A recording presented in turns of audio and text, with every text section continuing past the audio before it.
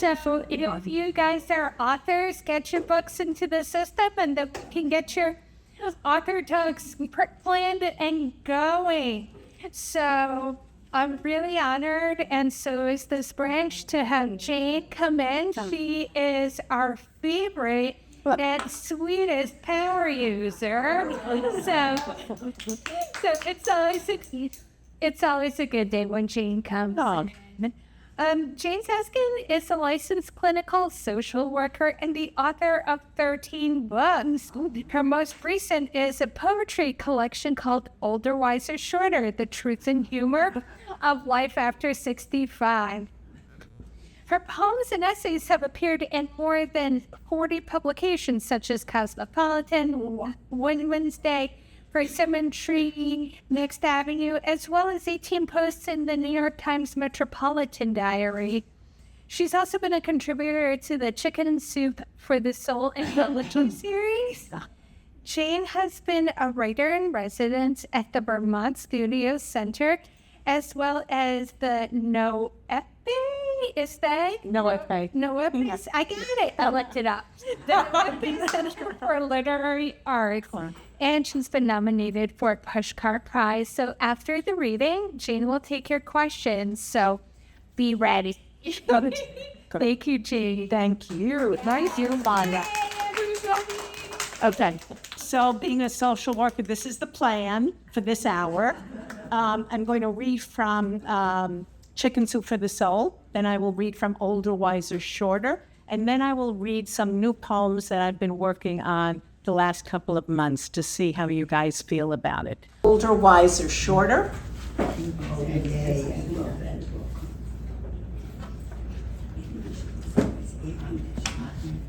I know I'm older because I wear my glasses to shop the supermarket. I'm angry at the airbrushed covers of AARP magazine. The new coffee mugs are chosen for weight, not design. I sometimes take the disabled ramp rather than the stairs. All the TV anchors are younger than I. Bathroom locations are researched before starting a trip. Benadryl is used for sleep instead of for allergies. I know I'm older because the waitress asks me, "What will we have for lunch?" I'm not sure what you'll have, I say, but I'll have the Cobb salad.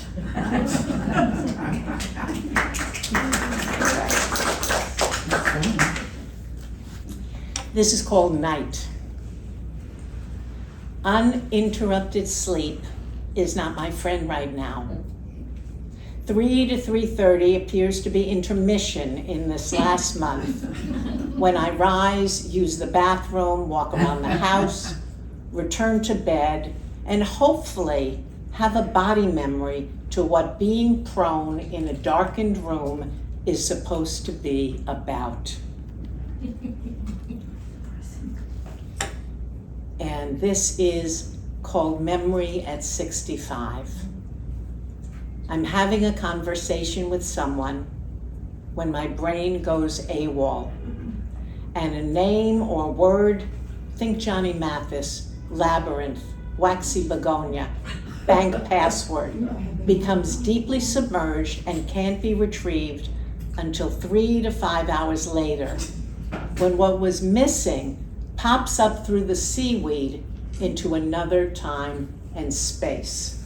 How many of you had that feeling? I probably had it this morning, who the hell knows? For my 75th birthday, a friend took me to the River Cafe for breakfast.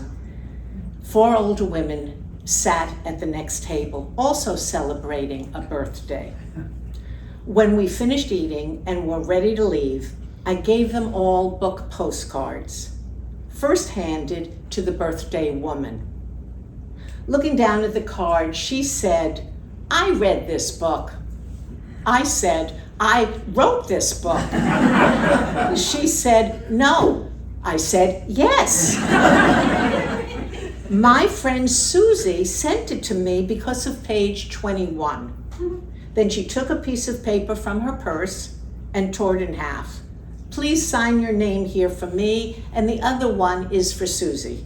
And so I did. And I couldn't wait to go home and look up page 21. And this is page 21. It's called Arrangement. Most of the time, I'm in love with my single life, which is not to say I don't have room to be in love with a good man. But this time around, I think I just like custody, say Wednesday evenings and every other weekend.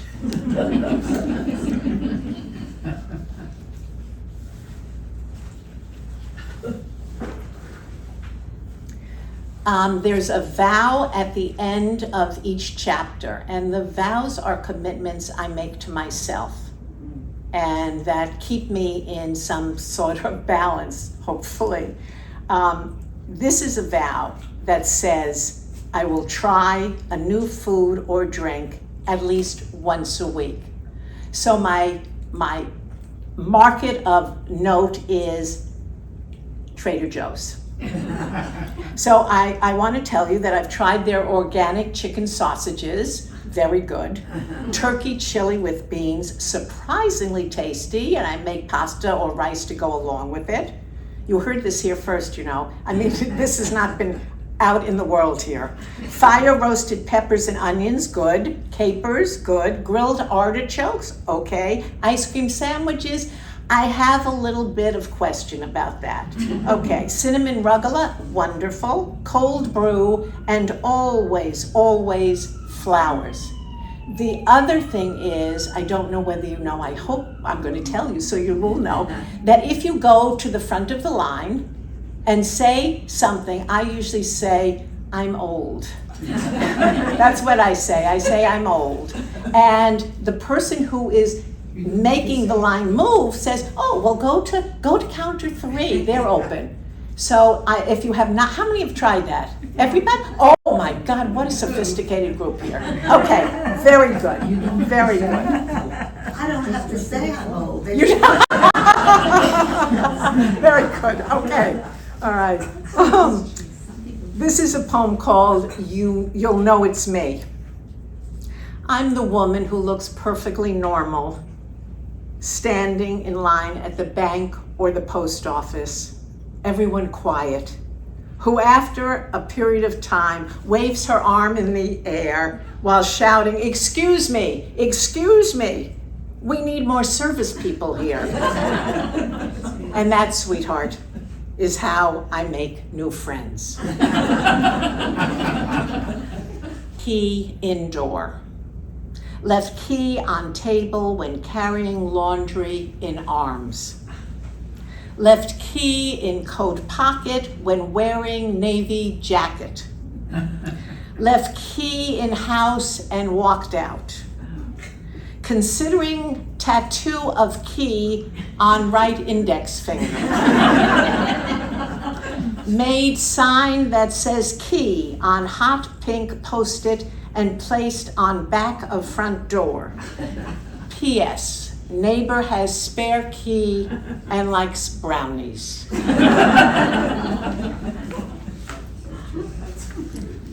This is called self-care. Last week I bought socks with sunflowers growing up from the toes and had a flashback. I started wearing patterned socks when I was a hospital social worker counseling survivors of violent crimes. Looking down at my feet, crossing my legs, I could feel a small smile dress my lips as I glanced at birds, books, stars, stripes, polka dots, candy canes for Christmas, and hearts for Valentine's Day.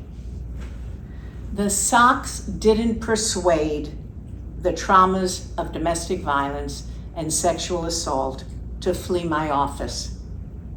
But for the time it took to blink, the sight of the socks sustained me while the healing talk went on. Getting older is going to the emergency room of the local hospital and finding all the doctors are 12 years old.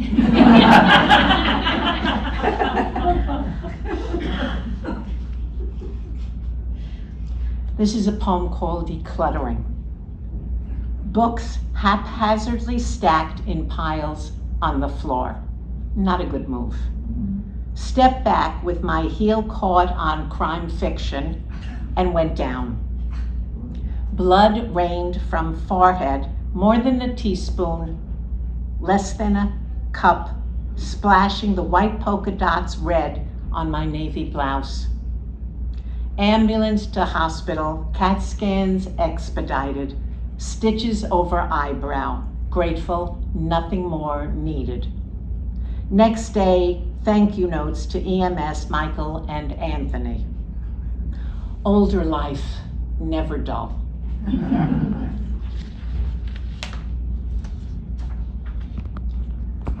Compression socks are hugs for your legs you never knew they needed.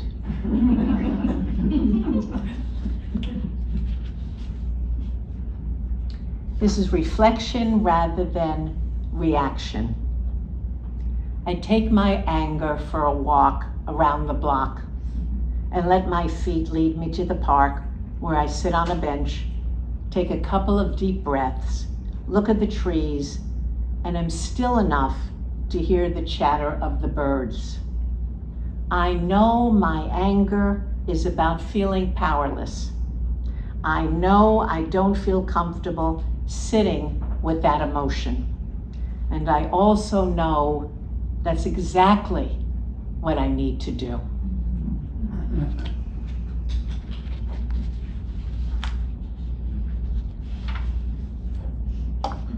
I know that the pandemic was hard for everyone in this room, and it really is a collective trauma. And I've written a number of pandemic poems, and this is something that I thought a lot about. It's called The Sunday Times, May 2020. I read the growing list of obituaries of people in their 20s and 30s from complications of coronavirus, and I sob. Who were these people who died? Were they smart, funny, inventive? What were their stories, their goals? How did they fit into their families? Any chance to evolve now gone? What music, art, and literature will be forever lost? What ideas will never be born? What kindness will not be given? What generosity will not be received? Loss leaks from all of us, and we will never, ever know the toll of how we've been diminished. You thought I was just a pretty face. This is called Listening on the Street. It was 12:15 on a summer day. Two construction workers were walking ahead of me when one said to the other, "What are you in the mood for?" And I answered under my breath, "A margarita pizza." A chat with my mother, lilacs, laughter, a hot fudge sundae, Tony Bennett, sitting in a big old chair watching the ocean. And kindness, dear one, always kindness.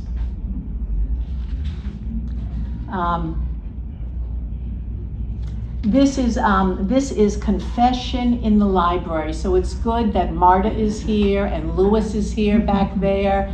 So they are the people in the library that I'm now going to confess to. I didn't know quite how important you were to me until the pandemic locked away your words. No sign of longtime staff, Linda, Louis, Ray, all checked out.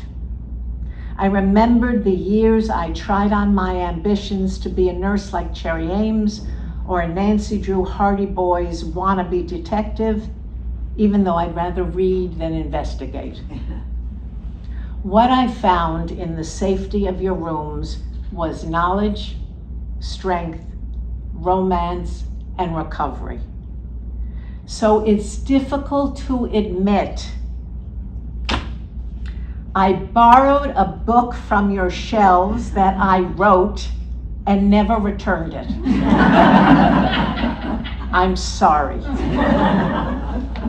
And it's called Memory from the Street, Monday afternoon, 3:15. The two women, one old, one young, followed the well-dressed, gray-haired man as he walked a footprint in advance, staring down at the sidewalk. When the women began to sing London Bridges Falling Down, the gentleman looked up, raised his arms, and began to conduct, never missing a step. As I passed them, I wondered about the coming years, and in my own life, would I be singing or conducting? And that is, that is being alert to what is happening on the street. Along with the uneven sidewalks, you need to notice other things that are occurring. Yeah. I wanted to thank you Oh. because I have found this very inspiring. Oh, good. Thank you. Good. Thank you very much. I'm delighted that you all